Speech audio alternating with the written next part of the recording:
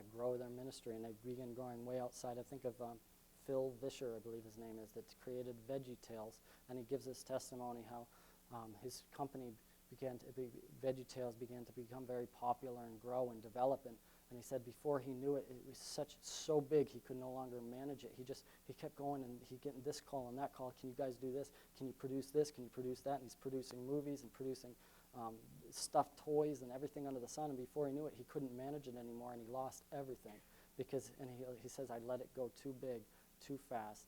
I went beyond what the Lord had called me, the boundaries that the Lord had given me, and I went beyond it. And soon and quickly, those walls all crumbled down, and to the point that nobody could delineate where the field started and where it ended any longer. We got to be careful whose field are we farming, and who's farming in our field.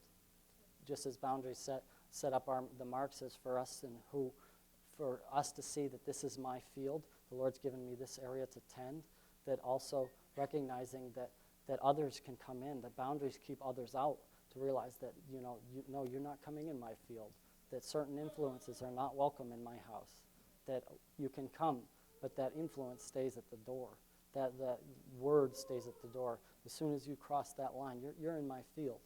And if you're not going to operate according to my rules and my boundaries, then you're going to go back out. That those walls set up and protect the field as well as they mark the field.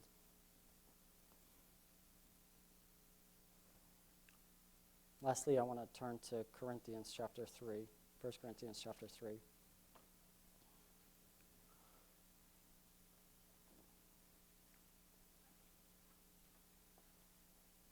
And I want to roll on kind of one more layer to this idea of the boundaries of our field. I want you to picture the farm in which there's many hands. There's more than one person tending the farm.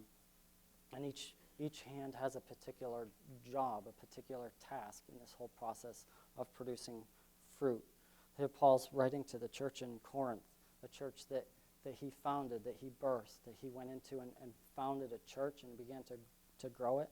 And the church began to separate and divide up, and various people were causing these sects and these groups, and some were staying loyal to Paul, and others were saying, well, I'm not really a follower of Paul, I'm a follower of an apostle, and others were saying, well, I'm a follower of Peter, and they were beginning to form walls within their church and boundaries and sects and within their church, and Paul comes in and he gives a warning. And he says in we'll start with verse 3, for you are still carnal, for where there are envy, strife, and divisions among you, are you not carnal, are you not carnal and behaving like mere men?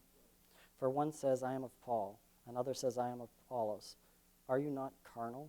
Who then is Paul? Who is Apollos? But ministers through whom you have believed, as the Lord has given each one. I planted, Apollos watered, but God gave the increase. The Lord brings us into these various fields in our lives, and I want to go back to that idea of the home life, in which ideally you're going to have, and it doesn't always happen this way in our society, but ideally you're going to have mom and you're going to have dad tilling that field, and dad serves a purpose and a part in that field, and mom serves a purpose and a part in that field, and each is tending as co-laborers. And he says here, are not Paul and Apollos one? This idea that aren't they ultimately after the same goal? And that as soon as they start trying to cross each other's paths and do this job and I'm trying to do what mom should be doing and mom's trying to do what I should be doing, all of a sudden you're going to start getting envy and strife, and rather than stepping back and realizing that I have a task to play. My task is important. I may be the guy that comes in with a chainsaw, and then the Lord moves me on to the next field. I'm not the one that's there harvesting the fruit.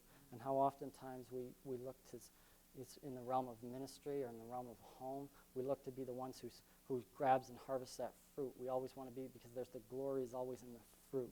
When you pick that fruit and say, here it is, see, it produced something. And so often it's very tempting to desire to be that one who's fruitful. Many times in the church, I've done it myself, where you'll be ministering into somebody's life. Maybe you invited them over for dinner, or you prayed with them, or you spoke into their life, and shortly after that, maybe in a Sunday service, the Lord moves and there's an altar call and they come up and somebody else comes over and prays with them and that person has great breakthrough. How oftentimes we run over and say, yeah, I prayed with them yesterday. I had them over to dinner, trying to glory in that fruit that's just been, but you weren't the harvester. You were the guy that came in and watered beforehand. And the Bible says that each will get his reward according to that aspect at which he tended. But as soon as we try to bring that reward into the realm of this natural world, that reward will be just that, natural. Rather than realizing that I'm farming a field in the eternal realm, and my reward is in the eternal, and I'm going to keep it in the eternal, because it goes far greater than anything I can grasp and have right now. I'm setting my eyes on the things above. I'm realizing that God, like as we spoke in our family, realizing that God's working, he's writing a story. And I'm going to be a part of that story. And Monday night when I gave this devotional, I said, the Lord has written this story. We're all familiar with it. We look down through it and we see all the great names and the people who've made it into this story. We see Adam, we see Noah, we see Abraham, Isaac, Jacob, we see Joshua, Moses. We see all these names, and these people all made it into the story. We see some names that just make that one little time, that one little mention, because there's some act of faith, something they did, some place they were, and they get that mention, and you look at that and say that person know that they were going to be a part of this story. But then realizing that this story hasn't ended yet, that God's still writing his story. This garden that he planted here on earth is still tending and still working at it, and we're all a part of that, and to realize that I'm not looking for my glory, for my fruit right now, but I'm after something eternal. I'm after my kids. I'm not looking for that pat on my back saying, Dan, you're a good father. Boy, you did a good job right now. I'm looking for that well done, good and faithful servant in the eternal realm. And then as we keep reading, realizing that it's God who brings the fruitfulness anyway. We're just farmers.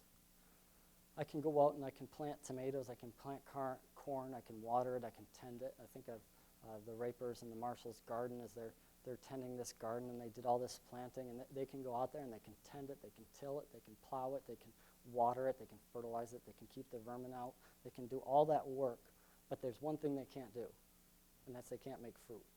They cannot, no matter what they do, how hard they try, they can't make fruit. If it's a bad season, it's a bad season. They cannot make fruit. They cannot produce fruit. Only God does that. We're only called to be farmers and tenders. The pastor has often said from this pulpit, I'm so glad God has not called me to build his church. I'm just a pastor. He's given us a charge. He's given us a field to tend and to care for, to clear, to till, to do all this, to water, to sow. And he's given us each tasks in this field, but we're not called to produce fruit. And as soon as we try to get into the realm of producing fruit, we're going to find ourselves in the realm of futility. For we are God's fellow workers. I love this. For we are God's